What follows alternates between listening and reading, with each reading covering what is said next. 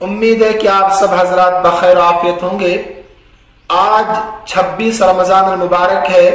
مغرب کے بعد 27 رمضان المبارک کی رات شروع ہونے جا رہی ہے، جو رات بڑی عظمت اور فضیلت اور برکت والی رات ہے، جس کو ہم شب قدر کے نام سے جانتے ہیں، یعنی قدر کی رات، اہمیت کی رات، فضیلت کی رات۔ یہ رات اس امت کو بطور انعام کیوں ملی؟ حضرت انس بن مالک رضی اللہ تعالی عنہ روایت کرتے ہیں، در منصور میں روایت موجود ہے کہ نبی اکرم صلی اللہ علیہ وسلم نے ارشاد فرمایا کہ اللہ تبارک و تعالی نے میری امت کو بطور انعام یہ رات مرحمت فرمائی ہے۔ اس سے پہلے کسی امت کو یہ رات بطور انعام نہیں ملی ہے۔ اب یہ رات بطور انعام کیوں ملی؟ اس کے پیچھے کیا حکمت ہے، کیا مصلحت ہے؟ متعدد روایات سے پتہ چلتا ہے کہ اس کی ایک اہمیت، ایک مصلحت، ایک حکمت ہے۔ ان میں سے چند میں آپ حضرات کے سامنے عرض کرنے کی کوشش کروں گا۔ ایک روایت ہے کہ اللہ کے نبی صلی اللہ علیہ وسلم نے جب پہلی امتوں کی عمروں کو دیکھا، جیسے نوح علیہ السلام نے 950 سال تک اپنی قوم کو دعوت دی، دین کی طرف بلایا، توحید کی طرف بلایا، اسی طریقے سے 700 سال، 800 سال، 1000 سال تک عمریں گزری ہے پہلی امتوں کی۔ تو حضور صلی اللہ علیہ وسلم کو رنج ہوا کہ اگر میری امت نیک اعمال میں ان امتیوں کی برابری کرنا چاہے تو نہیں کر سکتی ہے۔ تو اللہ تبارک و تعالیٰ نے یہ ایک رات مرحمت فرمائی بطور انعام کہ اگر ایک شخص، ایک ایمان والا ایک رات بھی عبادت میں گزار دے، یعنی شب قدر کو عبادت میں گزار دے، تو 1000 مہینوں سے بہتر ہے۔ اور 1000 مہینے کے 83 برس 4 ماہ ہوتے ہیں۔ 63 وری سور رہ 83 برس 4 ماہ گویا کہ عبادت میں گزار دی۔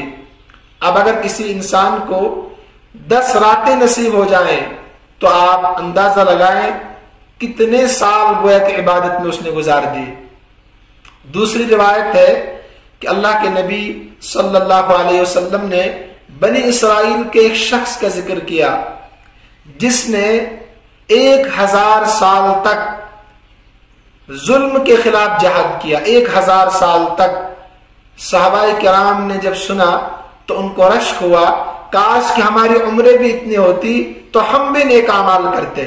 تو اللہ تبارک و تعالیٰ نے اس وجہ سے یہ رات مرحمت فرمائی کہ تم اگر عبادت کرنا چاہتے ہو، اعمال میں ان کی برابری کرنا چاہتے ہو، تو ایک رات عبادت کر لو، ان کے برابر ہو جاؤ گے۔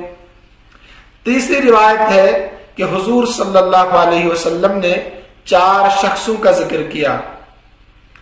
نمبر 1 حضرت زکریا علیہ السلام، نمبر 2 حضرت ایوب علیہ السلام، نمبر 3 حضرت حزقیل علیہ السلام، اور نمبر 4 حضرت یوشع علیہ السلام، کہ 80 سال تک اللہ کی عبادت میں مشغول رہے، پلک جھپکنے کے برابر بھی اللہ کی عبادت سے غافل نہیں رہے، پلک جھپکنے کے برابر بھی یعنی عبادت میں ہی مصروف رہے 80 سال تک۔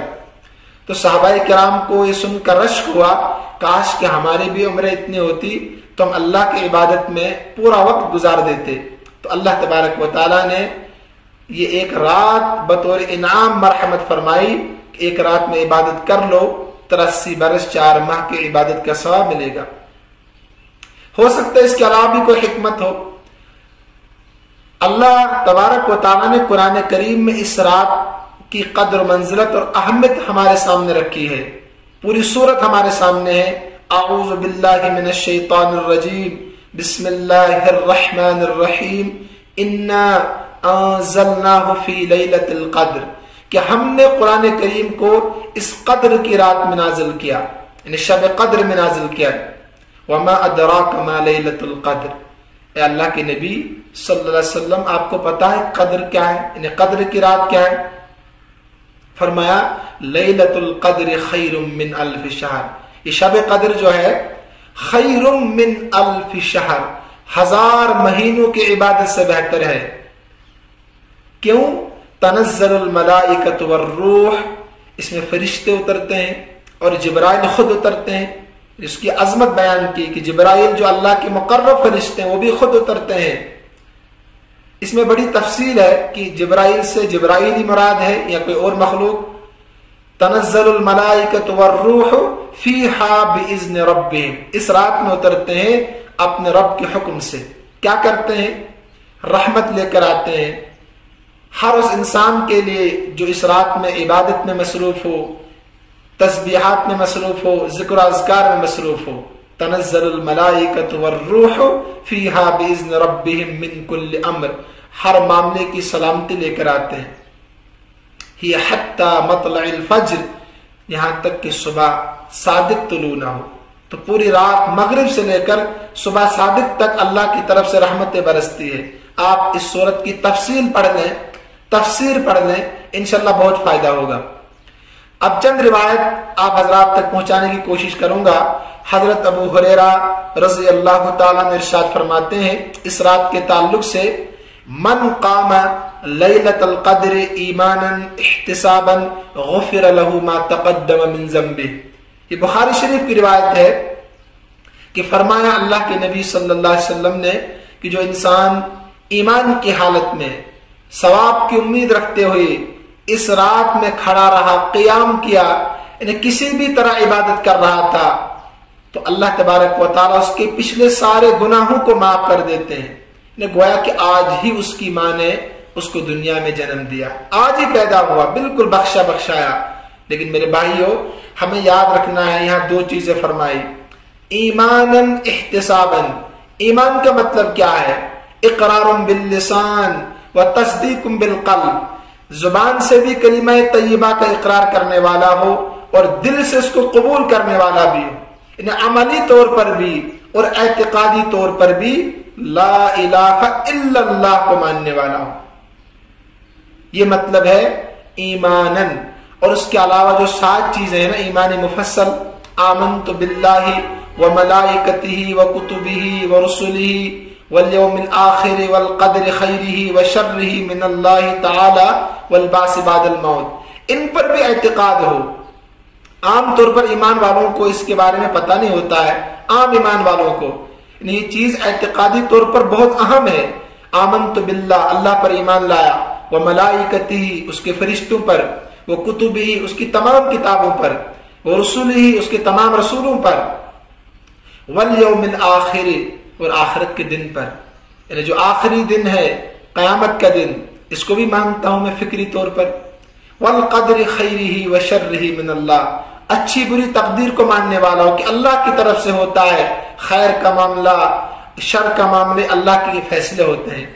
और आखिरी चीज वल बास बादल मौत, मर कर उठने पर यकीन हो, एतकाद हो, तो बहुत अहम चीज है।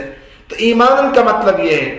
और शिर्क से बचने वाला हो, खुद ब खुद इसमें आएगी कि अल्लाह तबारक व तआला इस रात में हर एक गुनाह को माफ कर सकते हैं, लेकिन शिर्क का शाइबा भी अगर हो, अल्लाह उस इंसान की मगफिरत नहीं कर सकते हैं।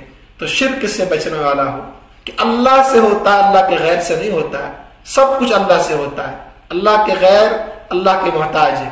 तो बहरहाल आगे फरमाया ईमानन इह्तिसाबन, सवाब की उम्मीद रखते हुए, यानी अल्लाह पर उम्मीद हो कि अल्लाह मेरे गुनाहों को माफ करेगा। एक हदीस कुदसी है कि मैं बंदे के गुमान के मुताबिक फैसला करता हूं। जैसा बंदा मेरे लिए गुमान रखता है, ऐसे ही मैं फैसले भी सादिर करता हूं। इसलिए हमें अल्लाह के बारे में अच्छा गुमान रखना चाहिए कि अल्लाह गुनाहों को माफ करते हैं। देखिए एक रिवायत है, मा असर्र मन इस्तगफरा व इन आदा मिअत मर्रतिन, कि वो मुसर नहीं होता, इन गुनाहों पर इसरार करने वाला अल्लाह के यहाँ शुमार नहीं होता वो इंसान जो तौबा करने वाला, सच्चे दिल से अल्लाह से माफी मांगने वाला हो। अगर एक गुनाह को 100 बार भी कर बैठे, 100 बार भी, लेकिन तौबा करे, इस्तिगफार करे, पक्के सच्चे दिल से अल्लाह के सामने शर्मिंदा अपने गुनाहों पर, तो अल्लाह के सामने मुसर नहीं, अल्लाह के सामने अकड़ने वाला नहीं, अल्लाह के मुकाबले में खड़ा होने वाला नहीं है। तो मेरे भाइयों, आज की रात तो नदामत की रात है, तौबा की रात है, इस्तिगफार की रात है। अल्लाह खुश होते हैं कि मेरा बंदा मुझसे मांगे, माफी तलब करे तो मैं माफ कर दूंगा। तो उम्मीद रखें आप, अल्लाह पाक पिछले तमाम गुनाहों को माफ फरमा देंगे।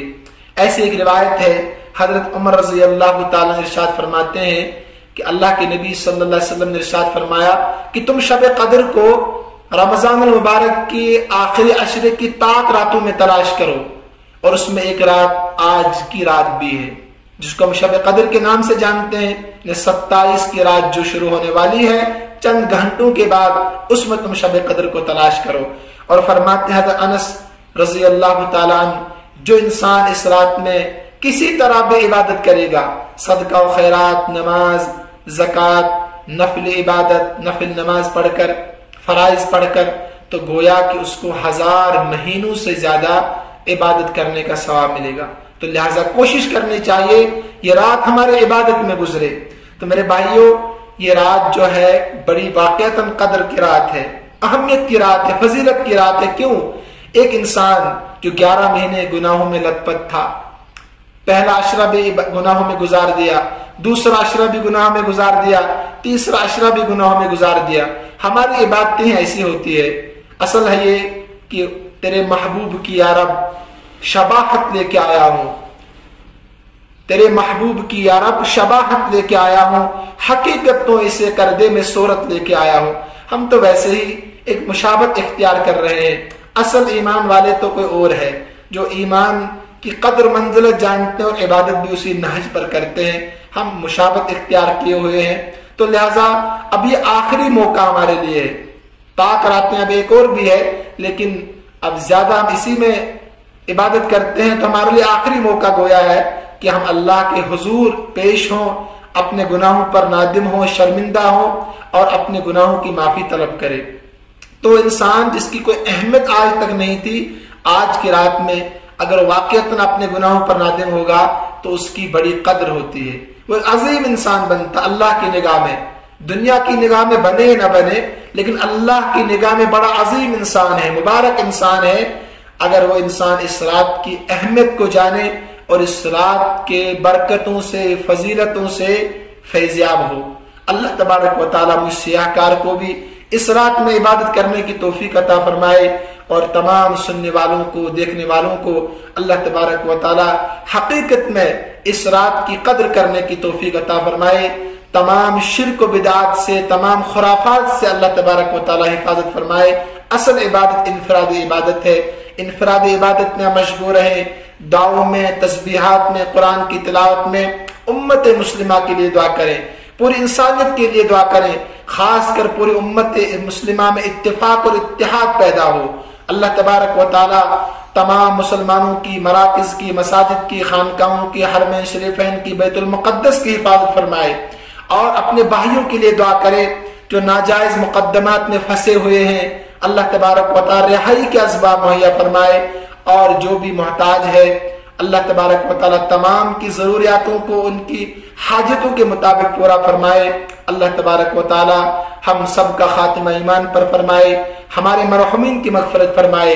خصوصاً میں اپنے طلبہ و طالبات سے عرض کرنے کی کوشش کروں گا، ہمارے اس ادارے کے روح رواں حضرت مولانا نور احمد ترالی نور اللہ مرقدہ برد اللہ مضجعہ، اللہ تبارک و تعالیٰ ان کی مغفرت فرمائے، اور میرے استاذ محترم حضرت مولانا مفتی فیض الوحید صاحب نور اللہ مرقدہ برد اللہ مضجعہ، اللہ تمام علماء کی مغفرت فرمائے، ان کے درجات کو بلند فرمائے، اعلیٰ علین میں جگہ نصیب فرمائے، تا حد نظر ان کی قبر کو کشادہ فرمائے، اور ہمارے جتنے بھی مرحومین ہیں اللہ ان سب کی بھی مغفرت فرمائے، ہم سب کا خاتمہ ایمان پر فرمائے۔ وآخر دعوانا ان الحمد للہ رب العالمین۔